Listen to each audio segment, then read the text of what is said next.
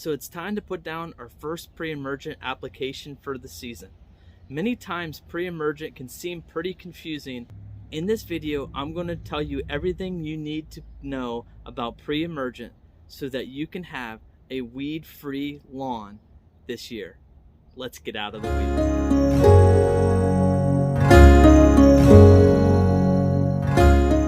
In my opinion, the pre-emergent applications that we put down each year are one of the most vital steps to having a nice lawn with minimal weeds. Pre-emergent is used to control some broadleaf and grassy weeds, the primary one being crabgrass. Most of the labels and stuff that you see in the stores will be targeted towards crabgrass. Now it will take care of some other weeds, but just know that crabgrass is the primary one that we're targeting, and one that in late summer can run rampant through your yard if not under control. The way I like to view pre-emergent is kind of like birth control for your lawn. If you don't put it down a few months later into the season, you'll get a lot of baby crabgrass popping up all throughout your yard.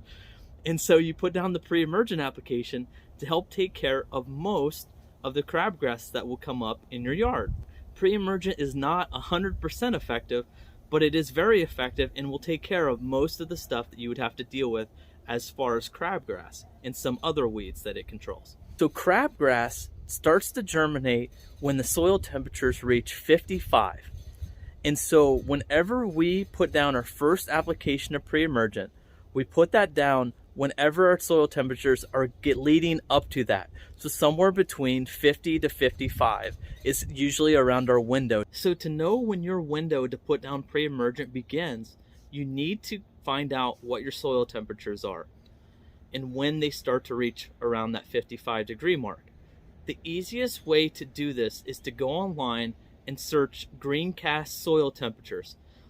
And you will find a website to where you can put in your zip code and find the current soil temperatures in your area.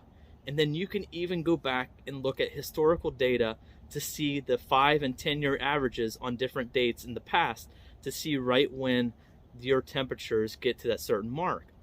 As you can see here now, on my phone here, I was taking a look. I live around the Indianapolis area. And so you can see here, my time of which opens up my window is somewhere around mid-March. And so if I go put down my first application right around that mid-March time, I'm right in that window between 50 and 55 degree soil temperatures, right when crabgrass is getting ready to start germinating. Now, the second milestone I'm looking for is 70 degrees soil temperatures. And so I look here in the historical data from the previous year, and I can see that the 70-degree soil temperature mark is right around Memorial Day, towards the end of May. And so for me, that's when I'll put down my second application. The reason we use 70 degrees as the second milestone is because once you put down an application around the 70-degree soil temperature mark, you're going to get coverage now for pretty much anything that you might see throughout the year. Also, if you get your second and final application of pre-emergent down around the 70-degree mark, you will also leave yourself enough time to seed in the fall. Whenever you put down pre-emergent, you are unable to seed. So if you need to do any seeding in the spring, do not put pre-emergent down in those areas. Keep the pre-emergent as far away from those areas as possible because it will not allow the grass seed to germinate. So be sure to use that soil temperature tool to find out when the perfect time to put down pre-emergent is in your area. Next, there are many different pre-emergents that you can use that have different active ingredients. The main three that you will see and hear about are prodiamine, dithiopyr, and pendimethalin. Pendimethalin will be the one that you will mostly have readily available in local hardware stores.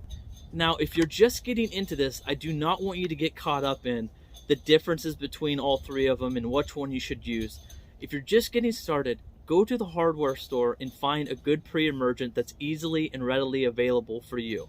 Any pre-emergent application that you get down will be better than not putting one down at all. The main thing I want you to pay attention to though when you go to the stores is to make sure that you're actually buying pre-emergent. So I recently went to a local hardware store and took a look at all the options they had for different pre-emergents. And I found that it can be very confusing whenever you're in stores if you don't know what to look for. As I was kind of looking through some of the different bags that they had in the store, there was a lot of things that were labeled crabgrass control, and not all of them were necessarily pre-emergent. So just make sure you take a look at the active ingredients and make sure that it is a pre-emergent.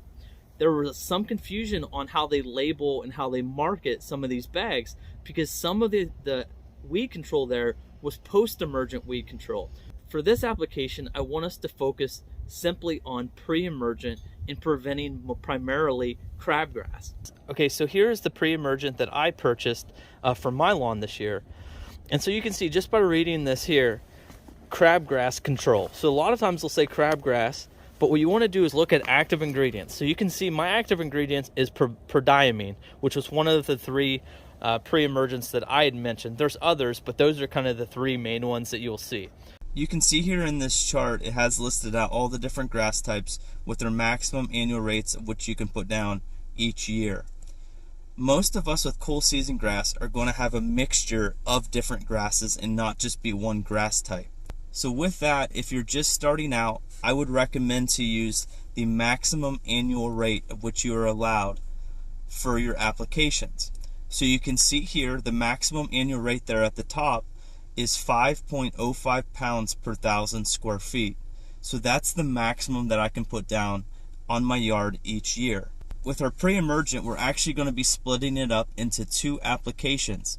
So to do this, we are going to take that 5.05 pounds per 1,000 square feet and we're going to cut it in half. And each application we do is going to be 2.52 pounds per 1,000 square feet. You can then go to the suggested spreader settings on another graph on the back of the bag. You can see on the left there they have listed out different types of seed spreaders. So for beginners, I recommend sticking with Scott's rotary spreaders just because they are by far the most user-friendly to start learning how to put fertilizer down. And so once you see the Scott rotary spreader, you then look up at the top to see how many pounds you want to put down per 1,000 square feet. And you can see at the top there we have our 2.52 pounds, which is half of what our maximum rate was. And so you can see the setting there is 4.5. So for your Scott's rotary spreader, you'll just take the orange dial on the spreader and you will set it to 4.5. So that'll be the perfect setting so that you can just load up the hopper and start putting down your pre-emergent. So now if you've never done this before and you don't know how big your lawn actually is, I made a quick video that shows how to easily measure your lawn. The website I showed you in the video was measuremylawn.com, and it's just an easy website where you can kind of do a Google Maps of your house and you can just click the points and it'll actually show you exactly how big your lawn is. And so that'll tell you how much of a bag that you need to put down.